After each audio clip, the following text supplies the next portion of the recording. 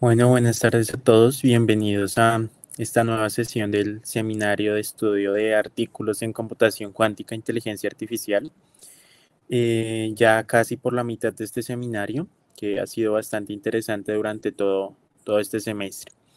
El día de hoy es un gusto para mí presentarles a Dante. Dante es estudiante de matemáticas de la Universidad Nacional de Colombia y nos va a estar hoy hablando sobre una parte muy interesante sobre cálculos para la computación cuántica. Entonces, gracias Dante por estar acá y adelante. Gracias, Cristian. Gracias al Semillero por la invitación. Y bueno, pues buenas tardes a todos. Hoy vengo a charlarles un poco sobre unas representaciones muy particulares de estados cuánticos en la variable compleja y cómo a partir de estas representaciones podemos hacer una conexión con álgebra y un poco con geometría algebraica y encontrar en cierto sentido un grupo de Galois asociado pues a un estado cuántico arbitrario. Entonces, en general, en el campo del procesamiento de la información cuántica, tenemos digamos, dos paradigmas. Uno es el paradigma discreto y otro es el paradigma continuo. Cada uno está basado en distintas plataformas físicas y, pues, y cada una de estas plataformas físicas pues, está basado en distintos grados de libertad físicos. Eh, en el caso del paradigma discreto, nosotros describimos los estados cuánticos como pues, elementos de un espacio de Hilbert de dimensión finita, y en el caso continuo describimos los estados cuánticos como estados en espacios separables de Hilbert de dimensión infinita. Para el caso discreto, encontramos los muy conocidos qubits, y encontramos una extensión de los qubits a d dimensiones, que son los qubits. En el caso discreto, pues basamos la construcción de los qubits y los qubits como en grados de libertad, como el spin o como la polarización de la luz. Y en el caso del paradigma continuo, nos encontramos con unos elementos conocidos como los Q-modes. Son más que todo usados en óptica cuántica y cosas por el estilo, y pues están basados en grados de libertad continuos como posición, momento, número de partícula. Esto como una pequeña introducción a lo que es el gran paradigma del procesamiento de información cuántica. Entonces, la charla se va a dividir en dos partes. La primera es la representación analítica, la representación compleja de estados cuánticos, y la segunda parte va a ser el cálculo del grupo de Galois asociado a un estado cuántico discreto, en este caso, del paradigma discreto. Entonces, la representación analítica de la que les voy a hablar en esta primera parte fue construida por Majorana. Es conocida como la representación estelar de Majorana, y lo que nos propone Majorana es representar estados cuánticos como polinomios complejos. Majorana propone una biyección entre el espacio de Hilbert en el que están definidos los estados cuánticos y el plano complejo, puntualmente con los polinomios, y propone una biyección entre las raíces de esos polinomios y dos S puntos sobre la esfera de Riemann. Entonces, el polinomio de Majorana para un estado cuántico se construye de esta forma, donde esta es una condición de normalización, y lo mejor es ver un ejemplo. Entonces, el estado cuántico, digamos, más sencillo, el canónico, el que se pone en todo lado, es el qubit. El qubit, pues, es este vector de estado con estas dos bases computacionales y esta condición de normalización. Y lo que nos propone Majorana es que cada una de estas bases las podemos mapear a un monomio de esta forma en variable compleja, ¿cierto? Mapeamos cada uno de estos factores que acompañan a las bases computacionales, y añadimos a la potencia de, de la variable compleja, pues, el número que encontramos aquí en cada uno de esos kets. Con esto, a cada base computacional asociamos un monomio, y luego combinando estos monomios, pues podemos construir un polinomio que es una representación única de este qubit. Ahora, lo que nos dice Majorana es que podemos obtener la raíz de ese polinomio y lo que vamos a hacer con esa raíz es proyectarla a la esfera de Riemann. ¿Por qué proyectarla a la esfera de Riemann? Bien, porque hay una representación geométrica bien conocida para los qubits, que es la esfera de Bloch. Y cuando nosotros construimos, cuando hacemos la proyección de la raíz del polinomio que representa el estado al qubit, cuando hacemos la proyección de esa raíz a la esfera de Riemann, notamos que la esfera de Riemann es homeomorfa a la esfera de Bloch. Entonces, aquí está el ejemplo para un qubit ya aplicado. Aquí tenemos un qubit con sus condiciones de normalización. Tenemos el polinomio asociado a ese qubit, ¿cierto?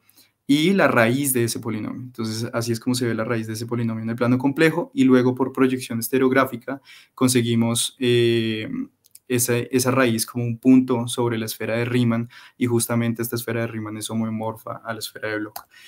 Ahora, para avanzar un poco más, podemos revisar los qubits, y los qubits, como les mencionaba anteriormente, pues es la generalización de un qubit, pero ya no en 2 dimensiones, sino a d dimensiones.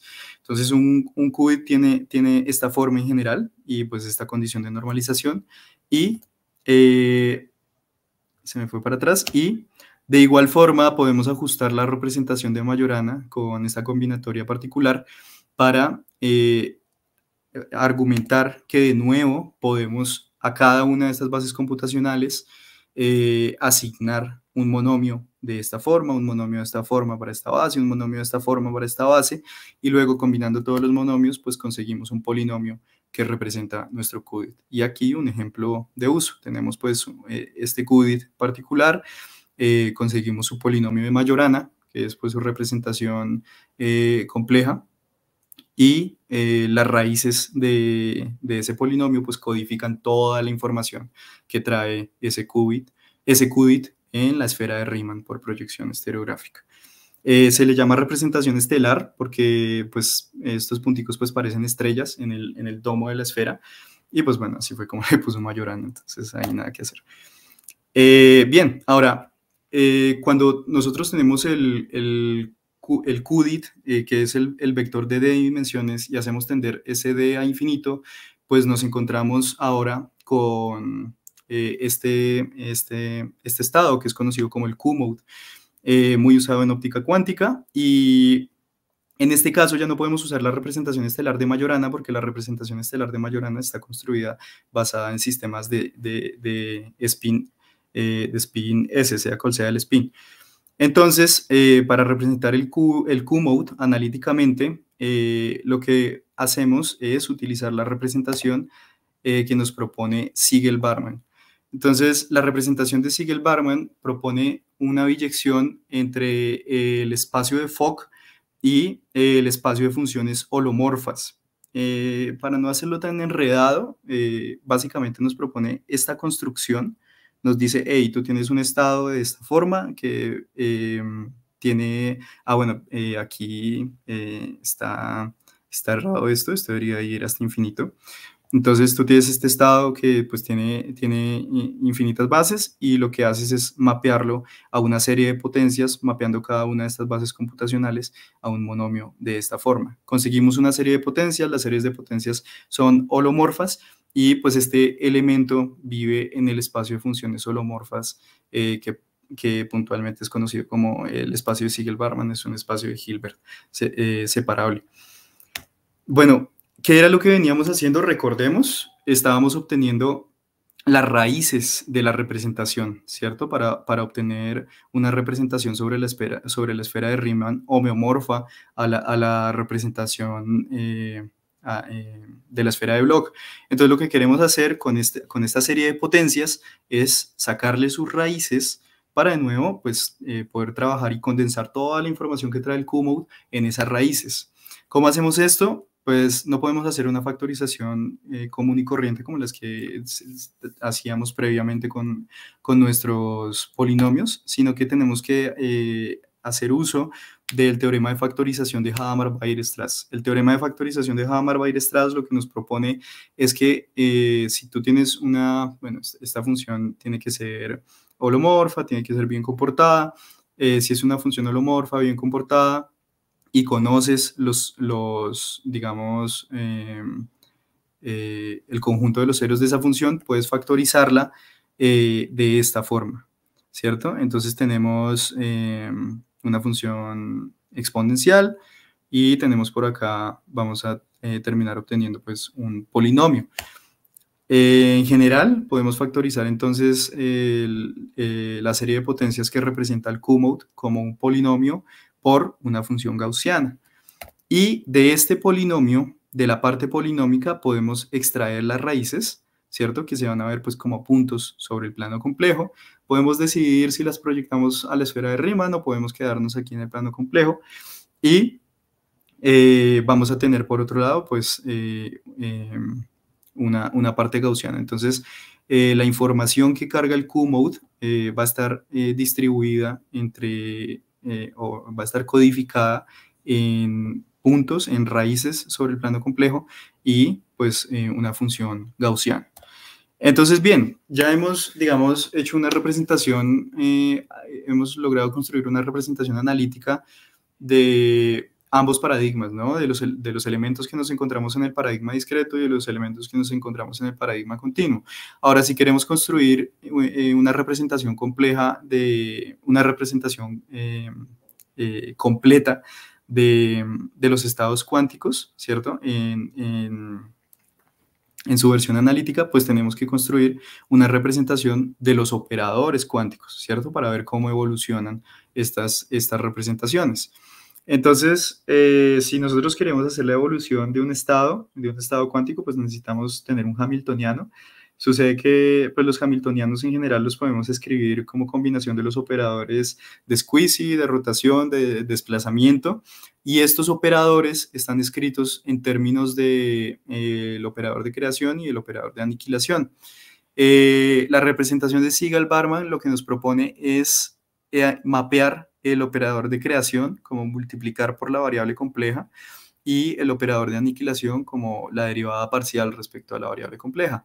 Entonces, al final, lo que nosotros vamos a tener es un hamiltoniano que está en términos de operadores diferenciales. A partir de este hamiltoniano, pues podemos, como es un hamiltoniano que representado en la variable compleja va a ser pues una serie de operaciones diferenciales, pues podemos entonces obtener la evolución de estas representaciones, ya sea de los polinomios que representan un qubit o un qubit, o de la función de la serie de potencias que representa el Q-mode. A continuación está el ejemplo de cómo se ven las evoluciones de las raíces sobre la esfera de Riemann para, digamos, aquí tengo el ejemplo de qubits y qubits. Aquí, por ejemplo, vemos, estamos aplicando pues un operador hamiltoniano representado como operadores diferenciales a un qubit que tiene pues dos raíces sobre la esfera de Riemann, y vemos como esas raíces se mueven como si fueran partículas clásicas, y pues tienen algunos comportamientos de precesión, otras pues tienen algunos comportamientos más complejos, y en general pues podemos describir la evolución de estos estados cuánticos como el movimiento de las raíces de sus polinomios de Majorana sobre la esfera de Riemann, y pues esto también lo podemos representar en el espacio de fase y pues hacer mecánica hamiltoniana clásica y pues bueno, hacer un montón de cosas interesantes. Pero ¿por qué? ¿Por qué queremos representar los estados cuánticos como raíces sobre una esfera de Riemann, como puntos sobre una esfera de Riemann? Y la respuesta está en que haciendo esto podemos encontrar una conexión con geometría algebraica y obtener el grupo de Galois que se encuentra asociado a un estado cuántico. Entonces, primero entendamos lo que es un grupo de Galois. un grupo de Galois es un grupo de simetrías sobre un cuerpo, donde ese cuerpo es construido a partir de añadir soluciones de ecuaciones polinómicas a los números racionales. En general, esto es muy informalmente hablando, en general, como más técnico, el grupo de Galois pues es el grupo de todos los automorfismos sobre la extensión de un cuerpo, fijando el cuerpo base, y con lo que quiero que se queden es que el grupo de Galois lo que hace es codificar las simetrías que guarda la estructura de un cuerpo, que guarda la estructura por ejemplo, este cuerpo de los números racionales al que le añadimos la solución de esta ecuación polinómica. ¿Por qué son tan importantes los grupos de Galois? En la teoría de Galois encontramos el teorema fundamental pues, de la teoría de Galois, que a grandes rasgos, muy intuitivamente y muy informal, lo que nos dice es que la estructura de un cuerpo está determinada por la estructura de sus simetrías. Y estas simetrías son justamente inducidas por las raíces o por las soluciones que añadimos a estos cuerpos.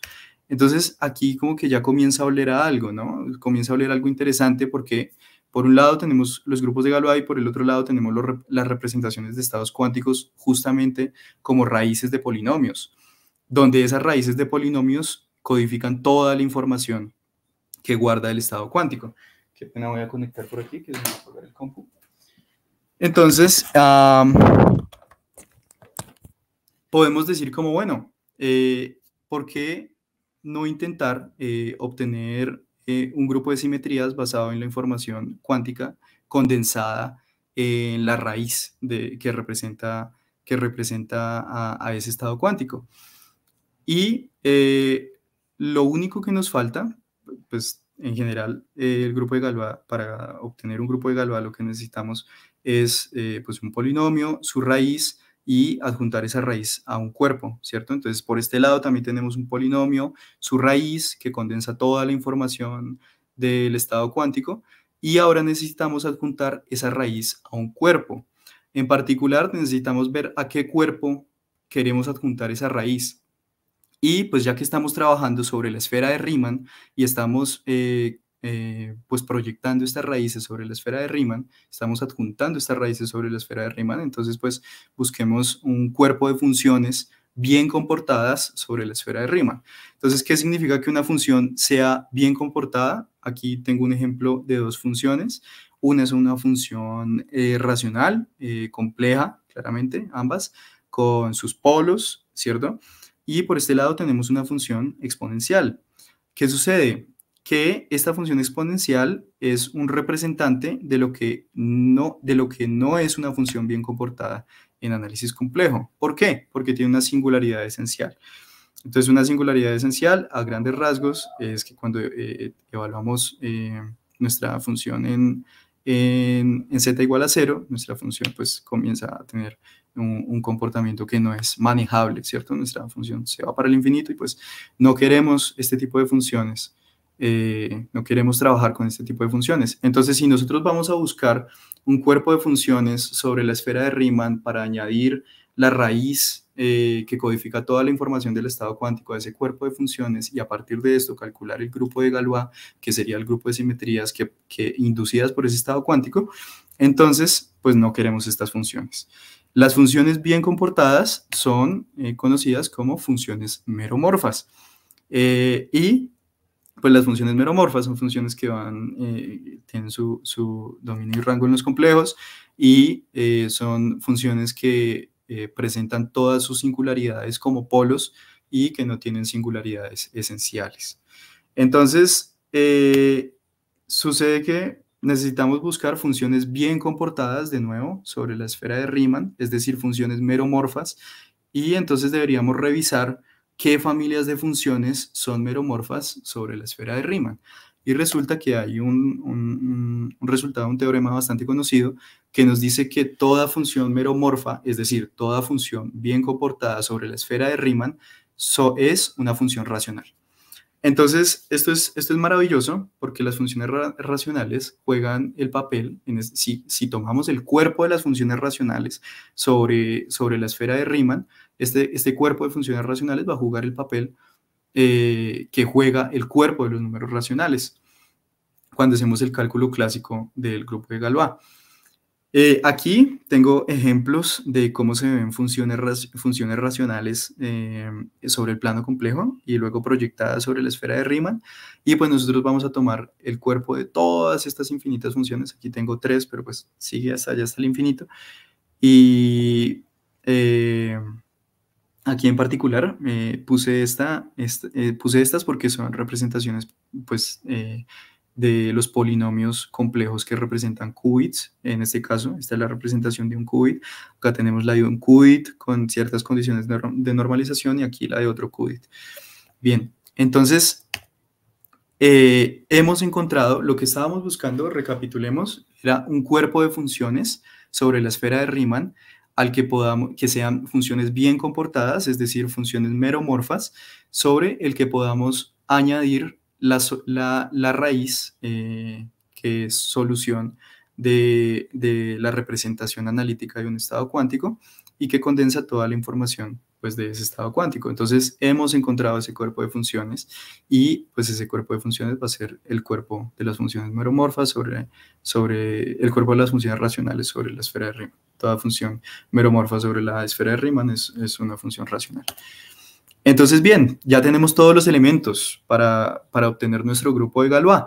Tenemos el polinomio, tenemos la raíz de ese polinomio que condensa toda la información del estado cuántico y tenemos el cuerpo de funciones sobre la esfera de Riemann, que son funciones bien comportadas, sobre al que le vamos a añadir esta raíz para generar una extensión de este cuerpo y sobre esa extensión calcular pues el grupo de Galois, que pues es el grupo de automorfismos sobre la extensión del cuerpo, dejando fijo el cuerpo base. En resumen, es el grupo de simetrías de la extensión de un cuerpo. Entonces, esto era lo que les estaba mencionando. Tenemos el conjunto de las raíces de las soluciones de nuestro polinomio que representa bien sea un qubit o un qubit, y esas soluciones las vamos a adjuntar al cuerpo de las funciones racionales sobre la esfera de Riemann. Entonces, cuando hacemos eso, generamos una extensión de ese cuerpo, ¿cierto?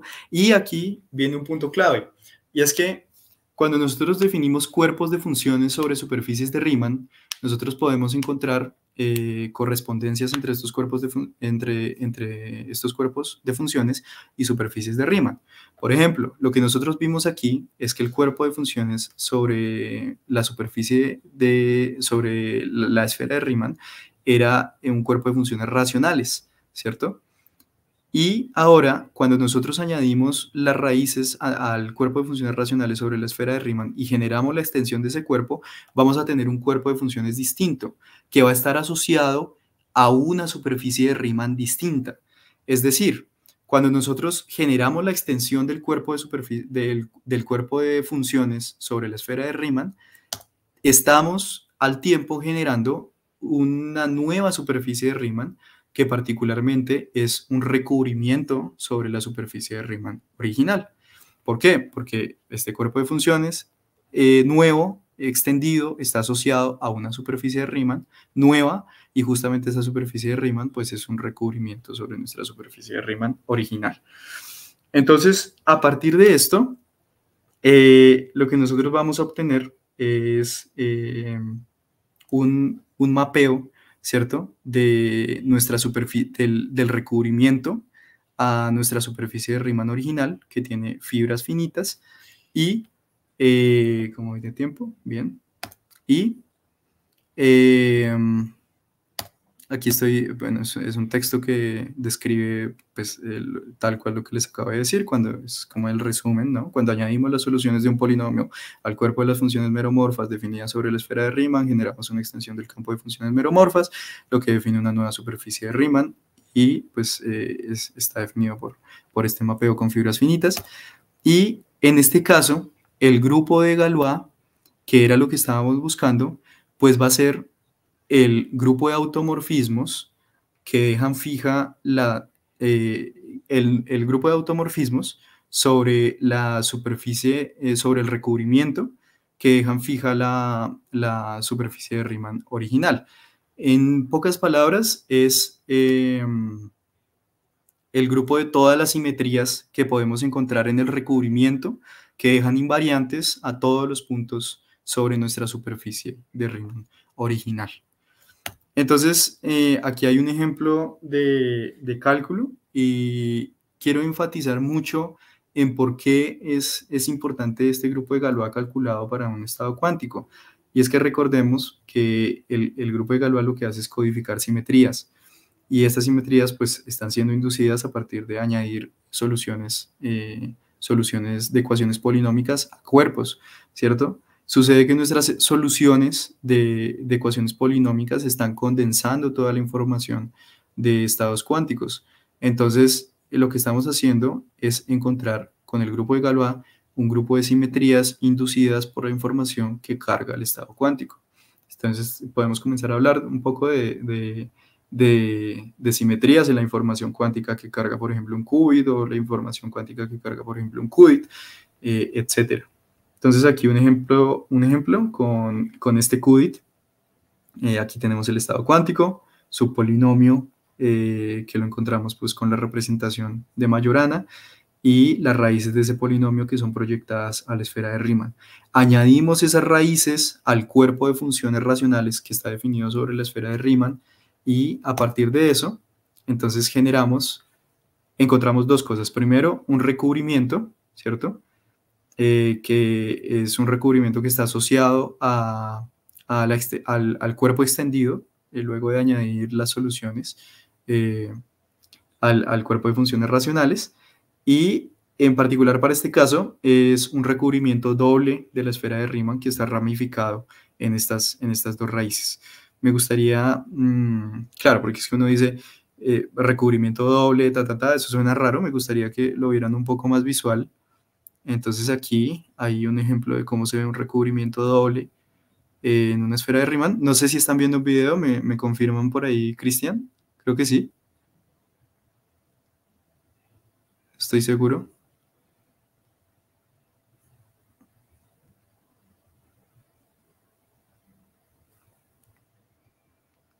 Ah, no están viendo el video.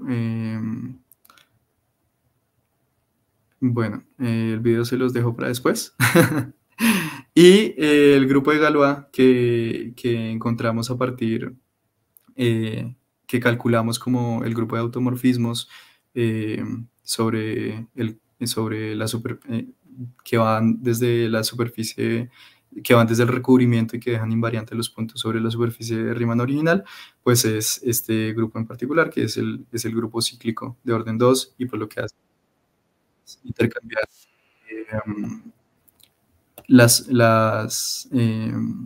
intercambiar las hojas del recubrimiento y pues dejar invariante la proyección a la esfera de Riemann. Bien, luego de esto podemos comenzar a hablar un poco de cómo se ve, o bueno, qué representa este grupo en la evolución de estos estados cuánticos. Y al final lo que termina representando este grupo en la evolución en la evolución de estados cuánticos es la conservación de la información del estado cuántico, pero bueno, eso ya es un tema para después. Y eso sería todo. Muchas gracias.